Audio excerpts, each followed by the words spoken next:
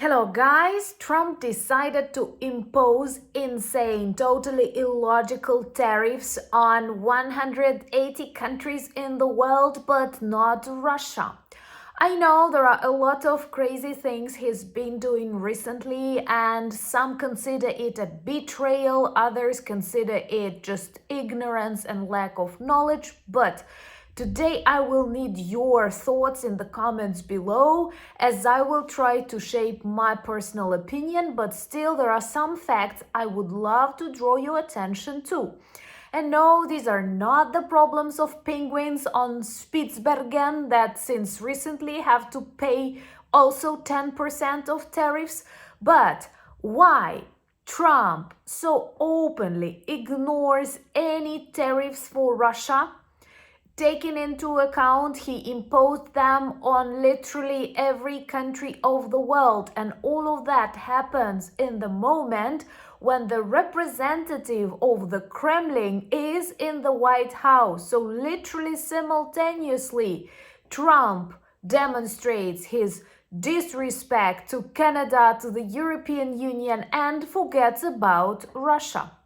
Let's discuss what influence these tariffs can have on Ukraine, because I'm a Ukrainian, and the world. My name is Anna, I'm from Ukraine, I'm in Ukraine, and if you want to see the defeat and demilitarization of Russia, which hypothetically can be connected with the collapse of the global economy, subscribe. We discuss all of that on the channel.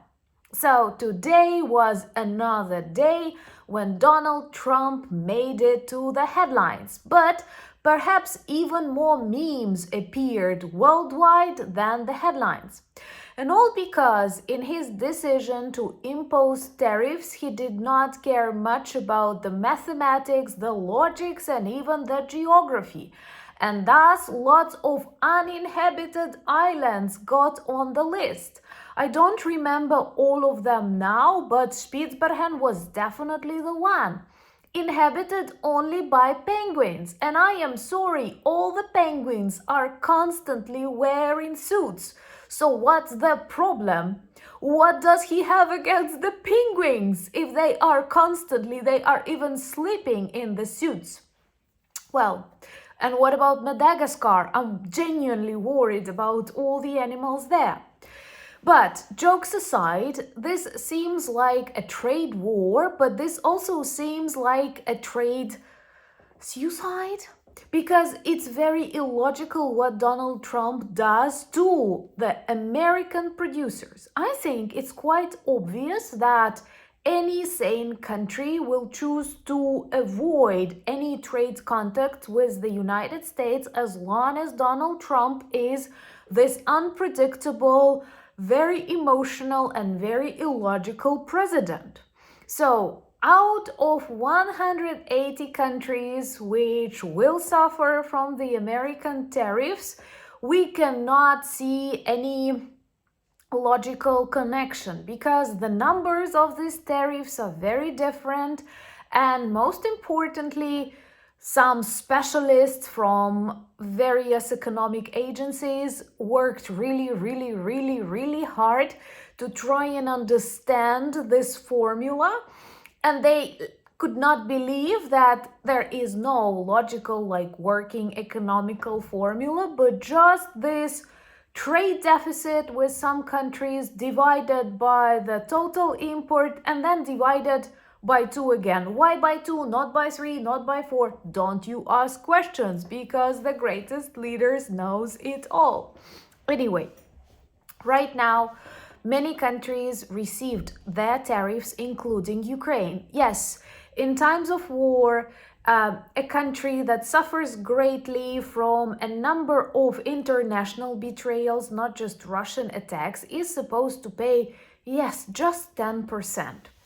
One thing is, we do not buy or sell a lot of American products. We're quite far away, but this will definitely influence the world and global economy, and we will speak about that a little bit later. But those countries that are traditionally the allies of the United States, like Australia, like Argentina now, like Saudi Arabia are also on the list with this 10%. And other countries receive skyrocketing sums, which I'm sure they will never want to pay. Subscribe to see the defeat of the Kremlin and a lesson learned by Donald Trump, because I'm sure soon he will see the consequences of his very sporadic, very chaotic actions. Of course, the main enemies assigned by Trump's administration are the European Union, China, Canada, and Mexico, which are traditional American economic partners. And oh my God, it is so much better to cooperate with the EU, with the EU GDP, with the EU trustworthiness than choose Russia, a collapsing Russian economy that cannot survive any serious turbulence in the global economy that is coming. But it is still a very demonstrative move not to put any tariffs on Russia. When the US administration gave tariffs even to Mauritius, and Madagascar, and lots of countries with which the United States have a very small portion of economic relations.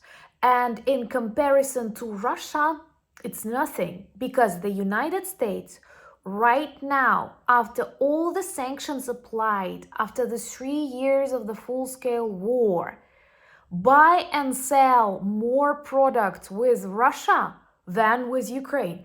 Please take it into account.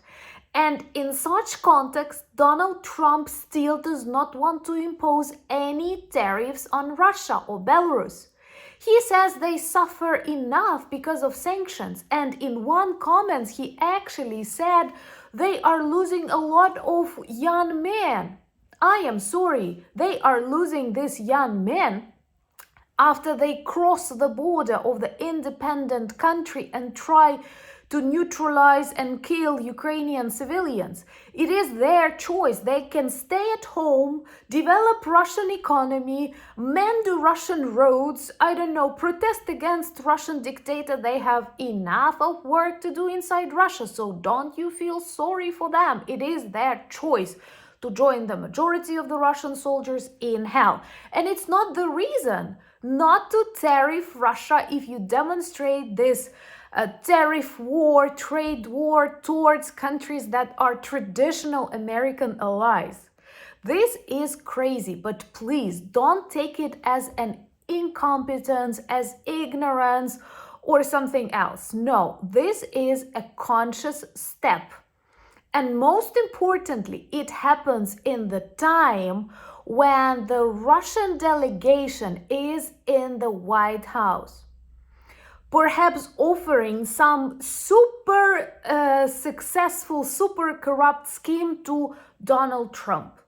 Nothing else can persuade him better. And honestly, I think this will bring tremendous economic troubles to all of us. This can cause a serious economic crisis similar or exceeding the 2008. It is bad. It is bad for every country, for every family, and of course for the United States of America. But it is deadly for the Russian economy. It's not that Trump intends to destroy Russia in such a secret manner. It's obviously just his ignorance, mistake, but all of us will suffer. And it's really interesting for me to understand, do many American people support tariffs, trade wars? If I'm mistaken in something, let me know in the comments below. But I trust people, I trust leaders of Canada, of the European Union, and I see their reaction. And their reaction is no, not fear, not the desire to demonstrate obedience to the second greatest leader in the world, because according to Trump's logic, perhaps Putin still goes first. But it's a demonstration that we have to be clever, we have to go through this period when Trump is ruling and destroying everything. And trust me, they will answer. And we have already heard that Canada is prepared to impose 25% of tariffs on cars, and this will be reflected in every kind of products like agriculture, anything else. This can actually crash oil prices, because if tariffs are really high, for example, for China, and they will start producing fewer products for the American market, many of their companies will close, and the result, they won't need a lot of oil and they will stop buying it from Russia. But that is a disastrous way to organize Russian defeat. Well, we will live and see. Let me know what are your expectations and thoughts. But I would like to stress once again, it is the greatest mistake of the White House, not the American people, because many do not support these chaotic actions. But it is a great mistake to quarrel with long-time, century-long friends like the European Union, like Ukraine, like Canada, like Australia. And it shouldn't be like that. Russia is laughing right now. China is thinking how to start dominating European market, Australian market. And I don't think, I'm sorry, that Donald Trump is a great negotiator or a great economist. Remember to subscribe to my new channel where I share more about my civilian experience, and it always makes me happy if you ask questions and you want to know more about what is life in times of the big war. Join me on X, I'm fighting there and I need your support. Join me on Threads, Instagram, Blue Sky, and we have an amazing Discord community. Remember to join live this week, but on Sunday, 9 p.m. Kyiv. Thank you for buying me coffees, becoming my patrons and sponsors of the channel. Check our merch shop for a beautiful spring and Easter collection. And all the items work well as reminders and conversation starters about Ukraine, and also great presents to those you love and those who care about Ukraine. And thank you so much for your support, for your advice, for your comments that I always read. But most importantly, thank you for standing with Ukraine. Slava Ukraini!